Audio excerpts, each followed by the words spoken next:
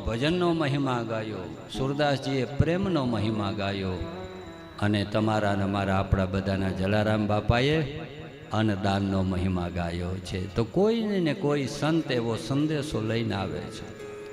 એ ગુણ તમને ને મને શીખવાડવા માટે આવે છે કે ભાઈ જીવનમાં આવું હોવું જોઈએ. આ વાત મેં કરી છે કે એક ટ્રેન અમારા બધા ભાઈઓ આજે બહુ લાંબી મુસાફરી કરીને આવેલા છે.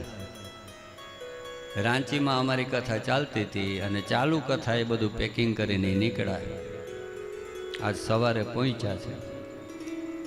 તો આ ટ્રેનમાં એક ગાંડા જેવો માણસ, એટલે કોઈ પણ ટ્રેનમાં ચડે ને એટલે આવીને પૂછ્યા કરે કે ભાઈ તમારે ક્યાં ક્યાં જવાનું છે? તો તમે એમ કહો મુંબઈ મલાડમાં જવું છે, કોઈ કંઈક અમારે અહીંયા જવું છે, કોઈ કંઈક પૂના જવાનું છે. એમ